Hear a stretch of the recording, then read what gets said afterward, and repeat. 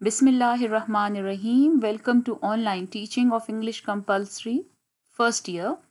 This is lecture number 4 and part 1. We are going to read and explain the text of the unit 12, The Blanket. So I request all of you to take out the book or and a register along with some pen, pencil, a highlighter or some marker. Okay, so this is how you can easily understand this text. So let's start. First, we are going to talk about the writer. It is always important to talk about the writer because it helps us understanding the background, the circumstances of the story, because most of the writers, they write what they experience or what they witness in their life, right? So this snapshot I have taken from the end of the lesson. So you can also go there to the end of the lesson, and there you are going to see that the author is Floyd Dell. Floyd Dell, this person to your right. So you can see that he was born in 1887 in Missouri. Now that is in America. So most of the writers in your book are American writers. So his family experienced a great deal of poverty. So he belonged to a poor social class, a lower social class. He was not rich. So he saw poverty from very close quarters, right? What we come to know that when he was 16, he joined the Socialist Party. Now, these Socialist Party people, they believe that human beings are equal. They should not be differentiated or divided on the basis of money. Or there should not be rich and poor classes or middle classes. There should be one class, and everyone should be treated equal.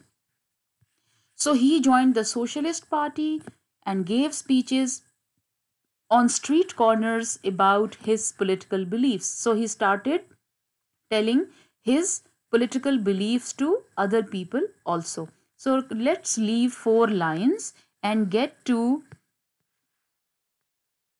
the third last line, that Dell believed that the everyday life of the middle and working classes provided subjects worthy of serious literary treatments.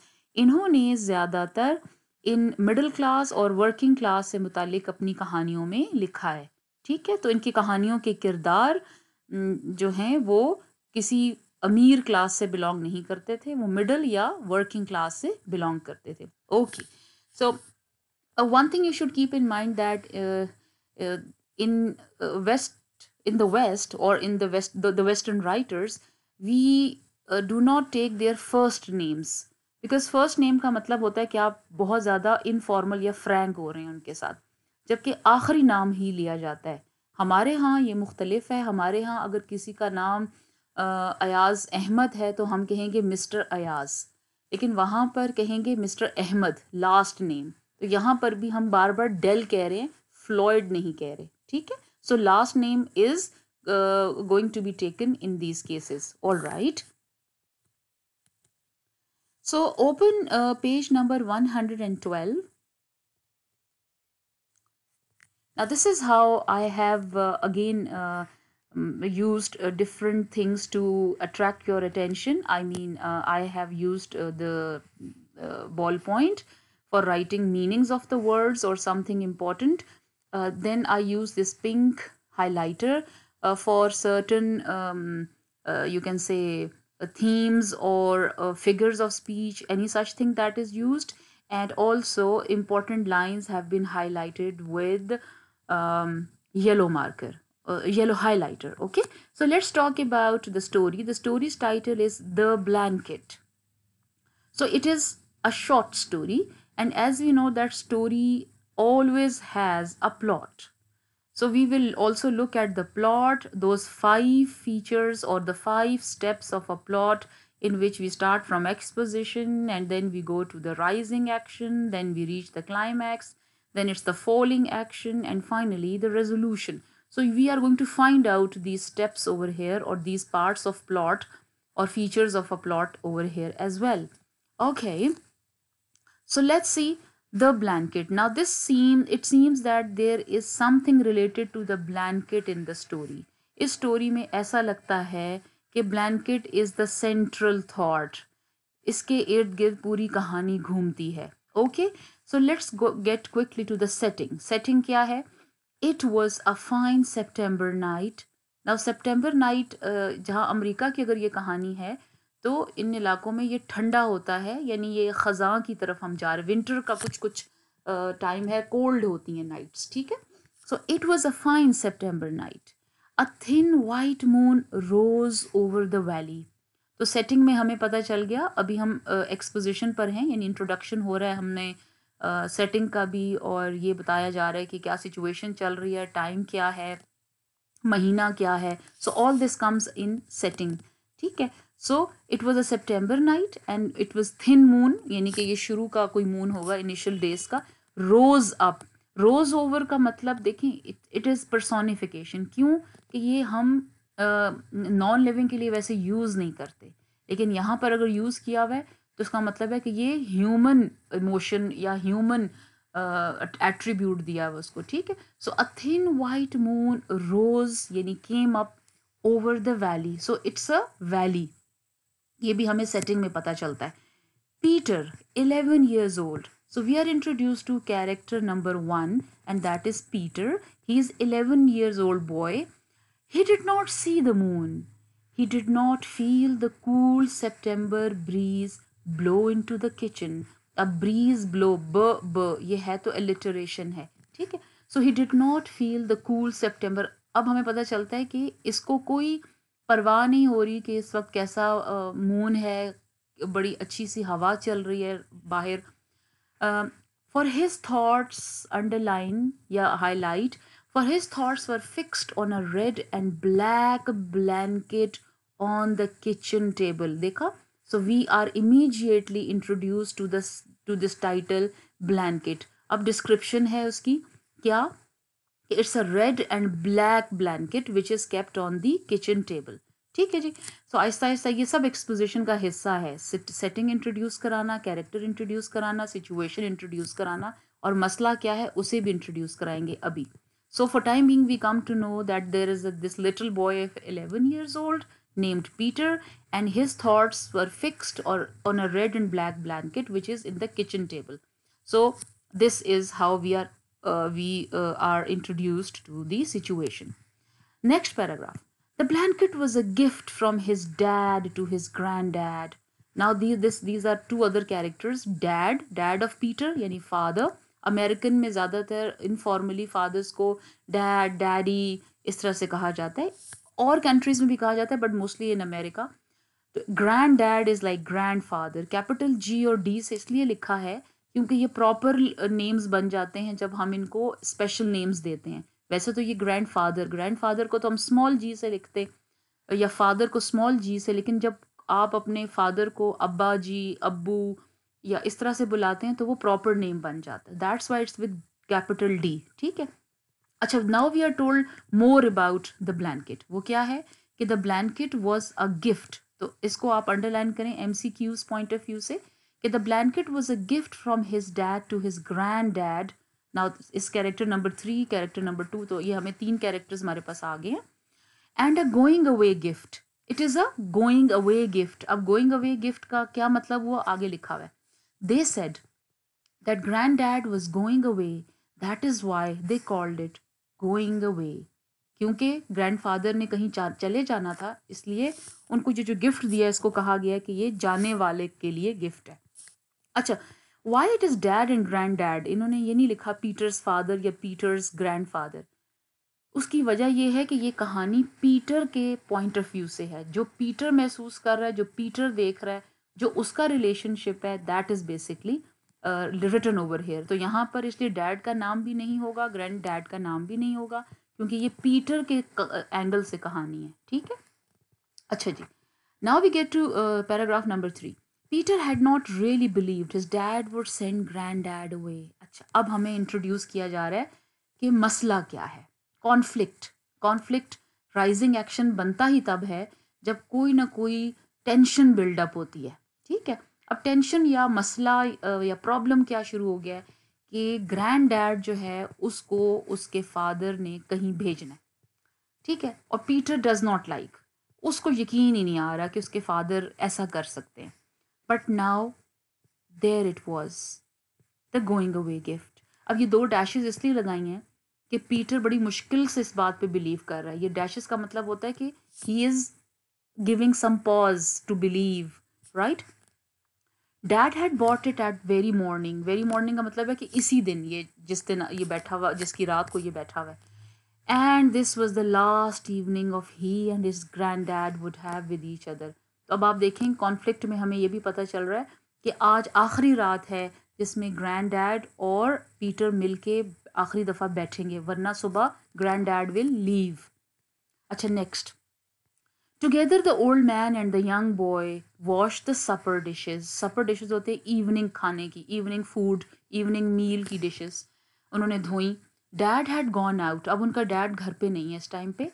With the woman he was to marry. तो अब यहाँ से हमें पता चला कि इसका father Peter का दूसरी शादी के चक्कर में है। ठीक है जी, तो वो इस वक्त उस औरत के साथ बाहर गया हुआ है with whom he has to marry. He would not be back for some time. When the dishes were finished, अब उन्होंने जब dishes धो ली, the old man and the boy went outside and sat under the moon. अब बैठ के बातें करने लगे. Now, I'll get my harmonica and play for you, the old man said. Harmonica होता है एक musical instrument. तो उससे इससे पता चला कि दादा को हारमोनिका या ये वाला म्यूजिकल इंस्ट्रूमेंट बजाना आता है। तो कहता है कि मैं आज आपको कुछ सुनाऊंगा। ठीक है, I play some of the old tunes, कोई पुरानी ट्यून सुनाऊंगा।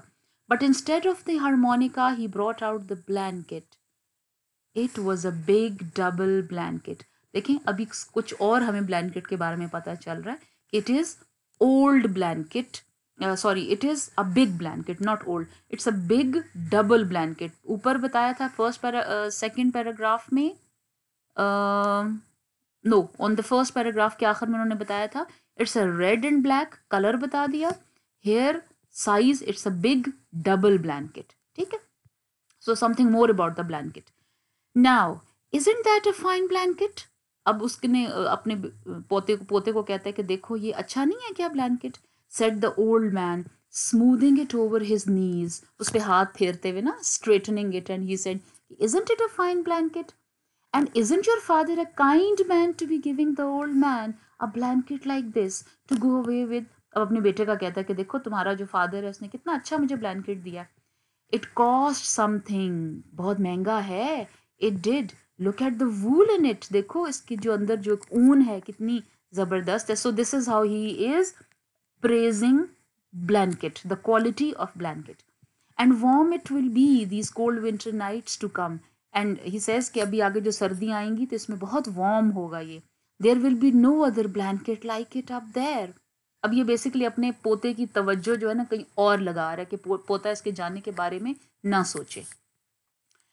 It was like granddad to be saying that. अब चूंकि आई टोल्ड यू कि story is from the point of view of Peter, तो Peter when looks at his grand dad तो कहता है कि ये तो बिल्कुल इसका दादा इसी तरह की बातें करता था। He was trying to make it easier. ये क्वालिटीज ऑफ ग्रैंड डैड है कि उसके ग्रैंड डैड ने कभी चीज़ों का मसला नहीं बनाया, हर चीज़ को ईजी तरीके से लिए, आसानी पैदा की है। ठीक है, अच्छा, अब हम चले जाते हैं main points on this page.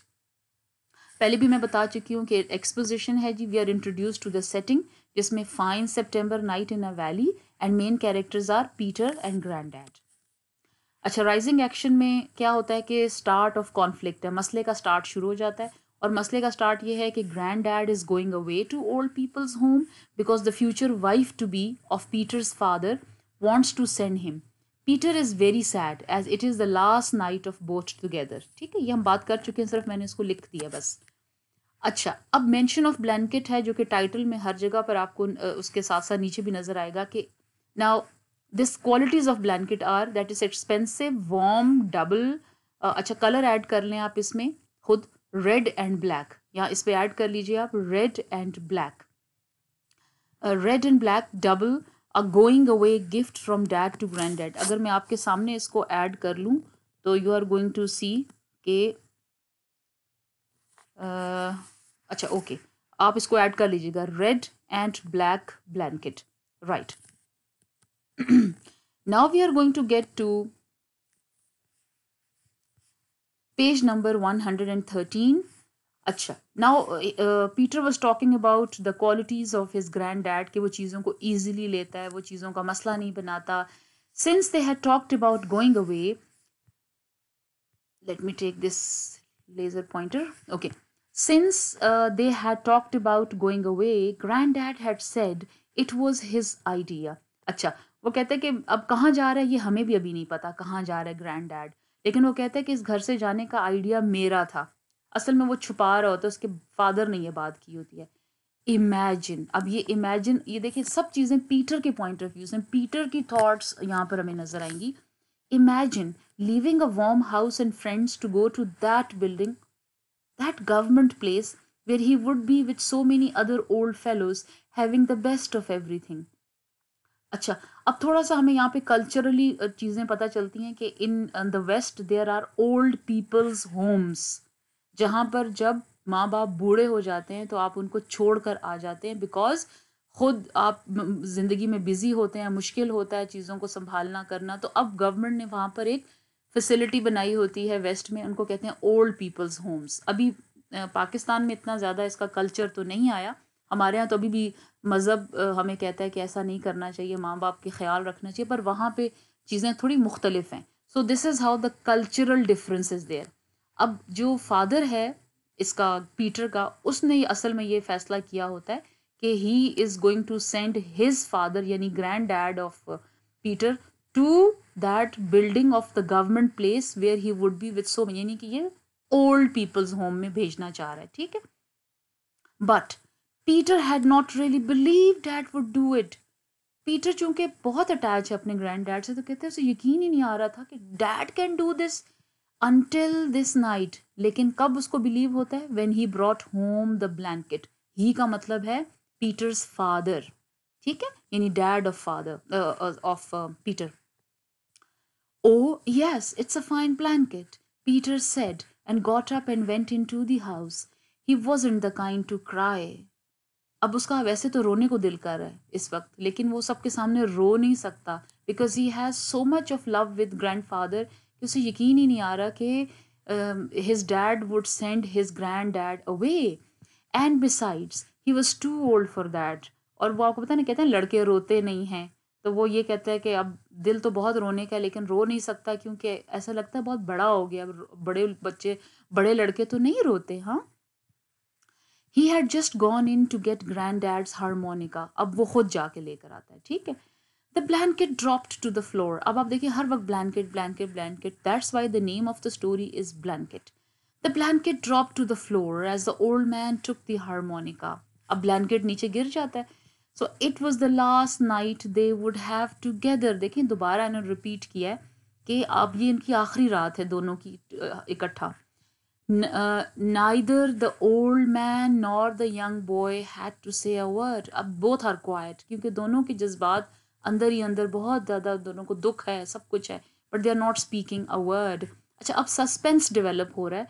Suspense conflict का हिस्सा है और ये आहिस्ता आहिस्ता क्लाइमैक्स पे लेकर जाता है, ठीक है। सस्पेंस ना हो तो कोई कहानी को पढ़ने को दिल नहीं करता। ये रीडर्स को एंगेज करने का तरीका होता है कि कोई ना कोई ऐसी बात छुपी हुई रखते हैं ताकि हमें उस अगली अगली लाइंस या चैप्टर्स ऑफ द स्टोरी पढ़े हम, ठीक है। अच्छा, granddad played a few notes and then said you remember this one, क्योंकि this is something he plays with his heart. तो वो कहता है कि ये बहुत अच्छी ट्यून मैंने आज ये की और तुम्हें याद रहेगी कि मैंने जाते जाते ये ट्यून बजाई थी। So you see this overall it's a sorrowful atmosphere, sadness है, बातों के अंदर भी है, ना कह के भी there is a sadness. The thin moon was high over head. अब ये बाहर का मंजर बता रहे हैं कि it's night time and the thin moon was high over head and the gentle breeze blew down the valley. Again alliteration, B ब।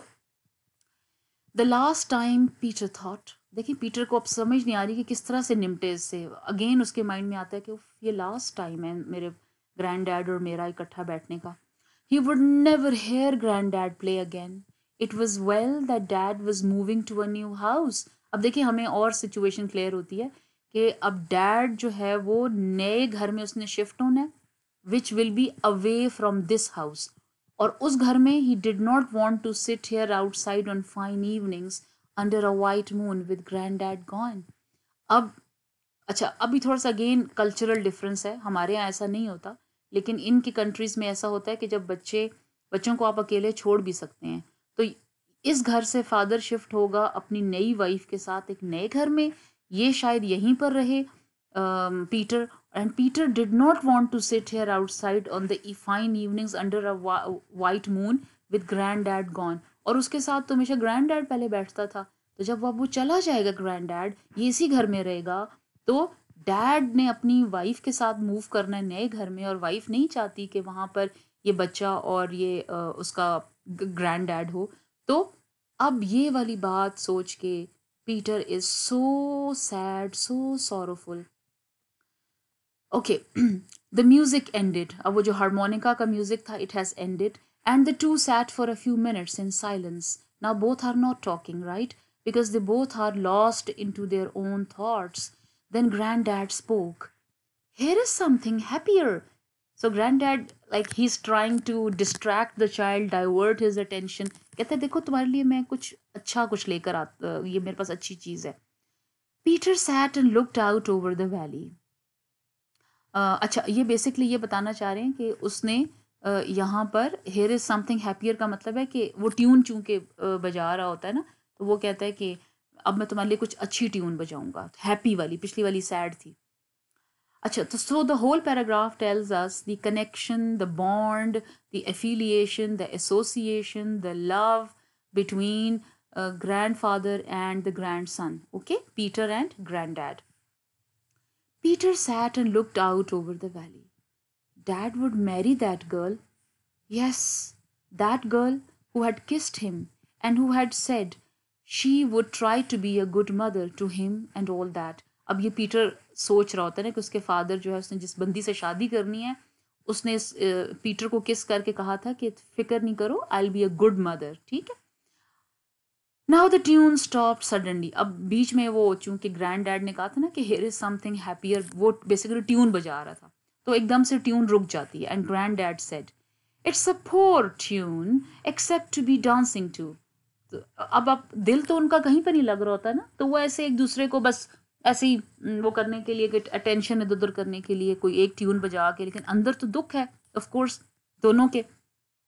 And then, it's a fine girl your father is going to marry. He will feel young again with a pretty wife like that. And what would an old fellow like me to do around the house? Getting in the way. An old fool with all the talk about backaches and pains. अच्छा, अब ये सारी बात वो कर रहा है अपने पोते को थोड़ा खुश करने के लिए, थोड़ा उसको, ताकि वो इजी माइंड के साथ रहे। तो वो कहते हैं कि ये जो तुम्हारा बाप है कि जो एक प्यारी सी लड़की से शादी कर रहा है, तो अच्छी बात है कि I am not going to be with him. क्यों कि बूढ़े लोग तो फजूल में वो तो हर वक्त क्या बातें करते हैं, हाय मुझे इधर दर्द है, हाय मुझे उधर दर्द है। सी, तो अच्छा नहीं है कि मैं यहाँ से चला जाऊंगा तो वो लोग अपनी लाइफ इंजॉय करेंगे। अब यहाँ पर ना he is trying to defend his son before his grandson, कि ताकि बाप के बारे में बुरा भी ना सोचे ना। इससे हमें ने कैरेक्टर ऑफ ग्रैंड डैड पता चलता है कि how caring he is about his own son. वो चाहता नहीं है कि उसका पोता अपने बाप के बारे में बुरा सोचे, ठीक है। And then there will be babies coming and I don't want to be around listening to them cry all hours of the night. कहते कि फिर देखो बाद में बच्चे भी हो जाएंगे उनके, तो अब मैं इस उम्र में क्या उनकी रोने की आवाज़ें सुनूंगा, तो अच्छी बात नहीं है कि मैं यहाँ से जा रहा हूँ। No, it's best that I leave, ठीक है। अब इस तरह वो चाह रहा है कि उसका पोता मजबूत हो जाए ना, वो ना, हालांकि अंदर से दोनों को पता है कि they are just fooling each other, एक दूसरे को धोखा दे रहे हैं, दोनों को बहुत दुख है जाने का, एक दूसरे से बिछड़ने का। Well, one more tune or two and then we will get to bed, get some sleep, In the morning, I'll get my new blanket and take my leave. Listen to this. It's a bit of a sad tune, but a nice one for a night like this. तो आखिरी tune जो वो बजाता है वो थोड़ी sad होती है, तो कहता है कि सुबह तुमने चले जाना, चलो इसको तुम सुन लो. Okay. They did not hear the two people coming down the road. Acha, before that, we read the last line. There are the main points. Can you see on the right side? अब जी blanket जो है it become the centre of discussion. देखिए बहुत ज़्यादा blanket यहाँ पर है. All right. We come to know that grandfather loves music and plays harmonica. Peter is very sad, and of course, so is grandfather. Granddad, अच्छा grandfather, granddad ये दोनों एक ही बात है. Granddad is a sacrificing person, यानी वो कुर्बानी देने वाला है, दूसरों के लिए मोहब्बत वाला बंदा है. ओके. अच्छा, अब ये जो प्लॉट से रिलेटेड बात ये है कि द कॉन्फ्लिक्ट और the tension in Peter's mind increases. अब वो और परेशान हो जाता है, और परेशान, सोचता है, बहुत बातें उसके दिमाग, क्योंकि देखिए हमें ग्रैंड डैड के दिमाग का नहीं बताया कि वो क्या सोच रहा है, उसकी थॉट्स क्या हैं, लेकिन हमें पीटर, क्योंकि कहानी पीटर के एंगल से है, ये सब पीटर सोच रहा है, पीटर देख रहा है, पीटर को के इश्यूज हैं. ठीक है. Okay. We get to the second last page. And sorry, the previous line was, they did not hear the two people coming down the road, and those two people are basically the pretty girl with a hard bright face like a doll. अब ये basically उसका father अपनी future wife के साथ, who is a very pretty girl with a hard bright face like a doll. अब ये simile use हुई है like a doll comparison के लिए. ठीक है. That her face is so pretty, bright, like a doll. But they heard her laugh and the tune stopped suddenly. अब वो हंसती हुई कहे लगाती हुई अंदर आ रही है. Dad did not say a word. अब यहाँ पर फर्स्ट टाइम हमें डैड पता चलता है कि वो इन पर्सन वहाँ पर मौजूद है. He comes. Dad did not say a word, but the girl walked up to the granddad and said prettily, और बड़ी प्यारी सी होती है और बड़े प्यार से उसको कहती है कि I'll not be seeing you in the morning, so I came over to say goodbye. उसे कहती है कि सुबह से तो आपको मैं देखूंगी नहीं, सुबह जब हो जाएगी तो मैं अभी आपको खुदाफिज करने आई हूँ. अब ग्रैंड डैड का आंसर देखें. मतलब he is quite nicely answers. कहता है it's kind of you said grand dad looking down at the floor. अब देखो उसकी आंखों में नहीं देख सकता, असल में अंदर से तो he said. And then seeing the blanket at his feet he bent down to pick it up. वो याद है वो जो ब्लैंकेट गिर गया था तो अभी उसका ध्यान नहीं था ग्रैंड डैड का. अभी जब वो नीचे देखा तो ब्लैंकेट नीचे पड़ा हुआ था, तो he picks it up. And will you look at this, he said, sounding himself like a little boy. जैसे कि बच्चे को कोई आप खिलौना दे देते हैं ना तो खुश हो जाता है, इस तरह वो छोटे बच्चों की तरह कहता है देखो देखो कितना प्यारा तोहफा मेरे बेटे ने मुझे दिया. Isn't this a fine blanket my son has given me to go away with? Yes, she said. It's a fine blanket. She felt the wool again and said, a fine blanket indeed. She turned to Dad and said to him coldly. अच्छा, अब थोड़ा उसको ये होता है, वो dad की तरफ मुड़ती है, यानी कि जिसके साथ उसने शादी करनी होती है उस पीटर के डैड की तरफ, और कहती है कि must have cost a pretty penny. कहते हैं कि तुम्हें तो यकीनन बहुत महंगा पड़ा होगा. प्रिटी पेनी का मतलब है अ लॉट ऑफ मनी और it is very expensive. Dad cleared his throat. He did this way, जिस तरह मैं कर रही हूँ ना, उसने इस तरह से किया. वो नहीं होता जैसे थोड़ा घबरा जाते और एक्सप्लेन करने लगते. अब ये देखिए 3 डॉट्स, ये 3 डॉट्स इसका मतलब है वो वक्फे दे के कहते हैं I wanted him to have the best. तो असल में बेटा दिल का अच्छा होता है, सिर्फ अपनी इस फ्यूचर वाइफ के प्रेशर में आके वो इस तरह की वो शर्त रख लेती है ना कि आई वॉन्ट मैरी, अगर तुम फादर को नहीं भेजोगे अपने तो मैं शादी नहीं करूँगी. तो ज़ाहिर है वो थोड़ा प्रेशर में आ जाता है. तो लेकिन अंदर से उसका दिल तो अपने फादर की तरफ होता है. कहता है I wanted him to have the best, मैं तो उसके लिए अच्छा चाहता था. The girl stood there, still looking at the blanket. It's a double one too. कहते हैं अच्छा तो ये तो डबल भी है. अब उस जो लड़की है ना उसकी थॉट स्टिल ब्लैंकेट के बारे में कि एक तो महंगा बहुत है, अच्छी क्वालिटी का है और डबल भी है. Yes, the old man said, it's a double one, a fine blanket for an old fellow to be going away with. अच्छा ये लाइन क्यों आयरॉनिक है? आयरॉनिक का मतलब है कि ऊपर से तो इसका मतलब ये है कि कितना अच्छा अब इसने मुझे ब्लैंकेट दिया है, लेकिन अंदर से ये बात इसके ऑपोजिट है. देखें हम अपने बड़ों को महंगी चीज़ों से नहीं, उनको मोहब्बत से जीतते हैं। ठीक है, तो ये अपने आप को तसल्ली देने वाली बात है या इस तरह, तो असल में तो ये आयरनी है, यानी कि ये चीज़ इससे बिल्कुल ऑपोजिट है जो ये कह रहा है। अंदर से तो he does not feel good, लेकिन ऊपर से वो कहता है it's a fine blanket for an old fellow to be going away with. The boy suddenly walked into the house. अच्छा, इस सारे टाइम में पीटर इज नॉट अराउंड जब ये बातें हो रही हैं, ठीक है, वो कहीं बाहर है। अच्छा, यहाँ पे मैंने लिखा है कि blanket can not be more comfortable than family. ये आयरनी इसलिए है, इट इज़ आयरॉनिक, क्यों कि जो फैमिली का एक वार्मथ होता है या उसका एक कंफर्ट होता है, वो ब्लैंकेट तो वो कंफर्ट आपको नहीं दे सकता।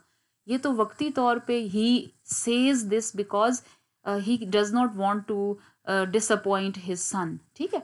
अच्छा, इतनी देर में the boy suddenly walked into the house. अब घर में आ जाता है the boy means Peter.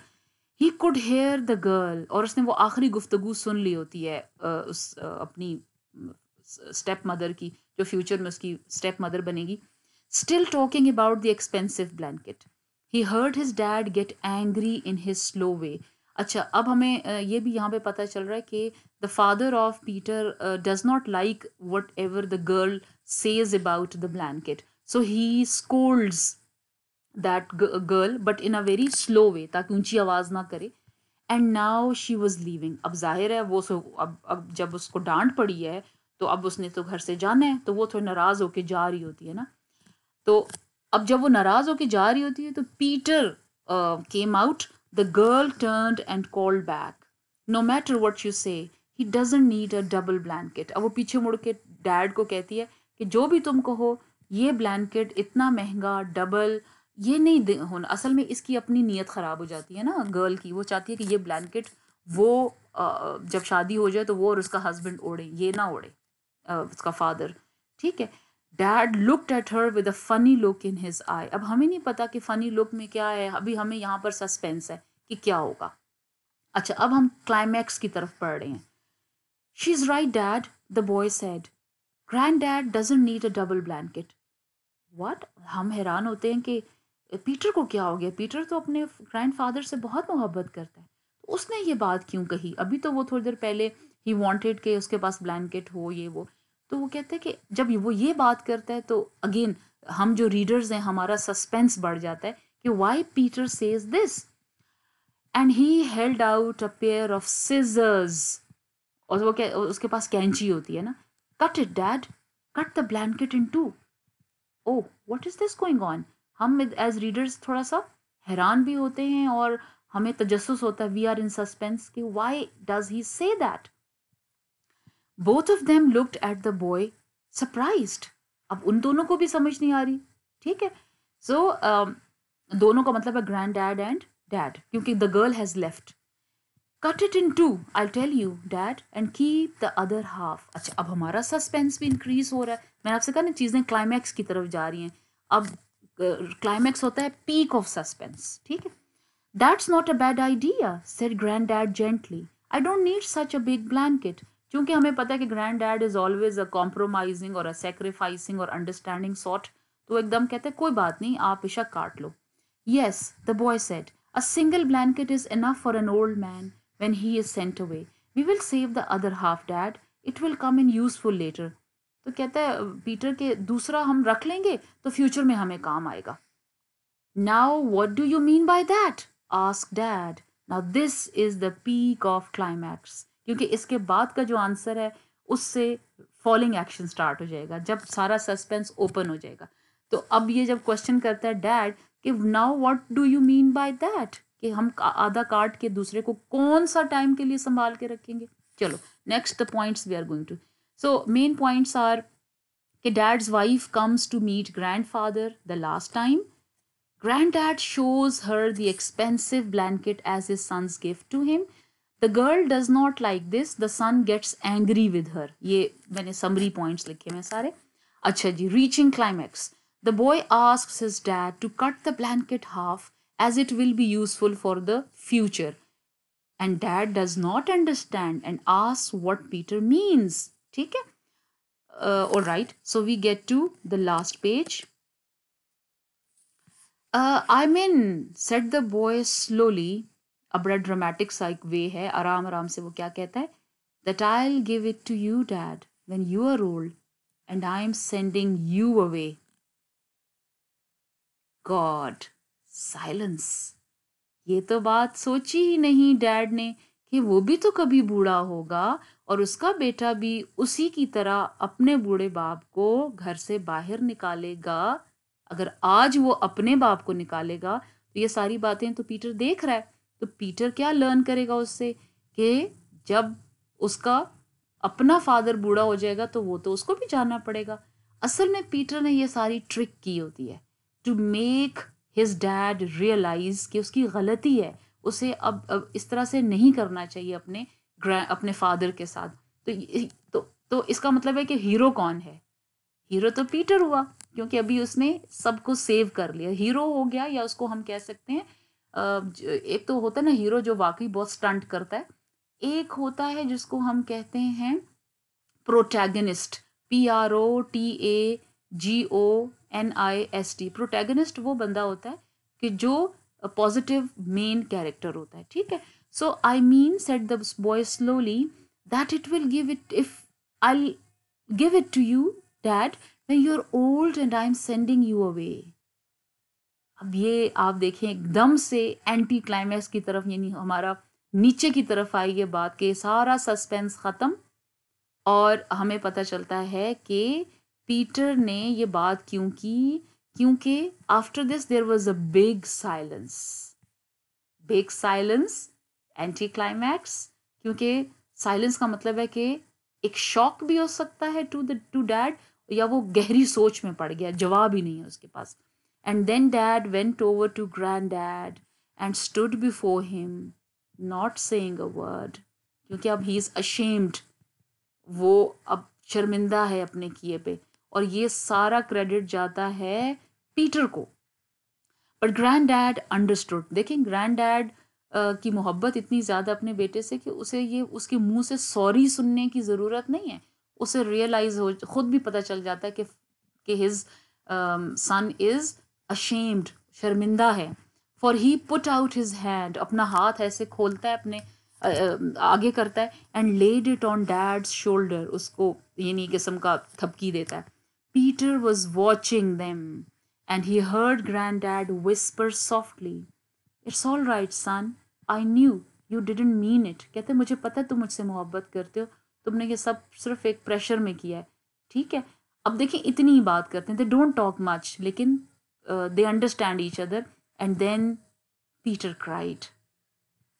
But it didn't matter because all three were crying together.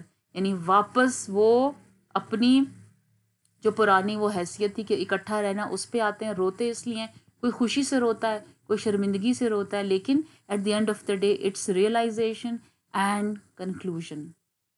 So how was this story? Let's go to the main point. Now it's the climax where the height of tension Peter tells dad that the other half will be for the old dad. Anti climax में क्या आता है? Dad goes silent and then realizes his mistake. And finally conclusion या resolution में क्या है कि Peter, dad and granddad cry together. यानी अब वो कहीं नहीं जाएगा, इसका मतलब ये है सबका। Okay? Now quickly we have a discussion. Overall points कि यॉन्ड्रो क्या है? It's a short story. जो जिस तरह से हमारे पीछे हमने एक और स्टोरी पढ़ी थी, ये बिल्कुल उसी तरह से एक स्टोरी है जो हमने नेवर सर्ट वाली स्टोरी पढ़ी थी। तो उसमें भी फैमिली वैल्यूज़ की बात है, इसमें भी फैमिली वैल्यूज़ की बात है। Of course this is also an emotional story about the importance of relationships in a family. इसका भी प्लॉट सिंपल सा है, कोई इतना मुश्किल प्लॉट नहीं है। It has 4 characters: Peter, his dad, his granddad, and his future stepmother. Peter plays a crucial का मतलब होता है important role in saving the relationship of his father with his grandfather. तो मैंने आपको बताया था कि Peter saves the day for them. Blanket क्या है? ब्लैंकेट यहाँ पर एक इस्तारा, एक सिंबल के तौर पे यूज हुआ है। इट्स अ मेटाफोर फॉर और a symbol of comfort. Comfort does not come with buying expensive things or by spending money on the old ones. Rather, respect, love, and care give warmth to the relations and save them from collapsing, यानी from falling apart. यानी कि relationships को ये महंगी चीज़ें नहीं बचाती, relationship को मोहब्बत, रिस्पेक्ट बचाती है. ठीक है, जिस तरह से इस वाली कहानी में भी यही हुआ. और ये जी थीम है, इसको आप देख लें इन ऑल रेड. थीम ये है कि parents when get old they need love and care as well as respect in their homes. Sending them to old homes due to their age related issues is very bad thing. Soon children reach the same stage and then their children will do the same with them. जब वो खुद बड़े हो जाते हैं तो उनके बच्चे भी उनके साथ फिर वही कुछ करेंगे, क्योंकि जो आप देखते हैं अपने बच्चे हो के अपने घर में, तो आप बड़े हो के वही कुछ तो करते हैं. So one should keep values of relations in the family intact. जो फैमिली के अंदर वैल्यूज हैं उनको इंटैक्ट मतलब इकट्ठा करके जोड़ के रखे. तो इस तरह से हम अपने बच्चों को ट्रेनिंग्स देते हैं. ठीक है जी. So this is the end of lecture 4 part 1. Inshallah, the next part will be the exercise of Unit 12. Meanwhile, if you have any issues, do ask me questions. So from my side, it's finished. Thank you.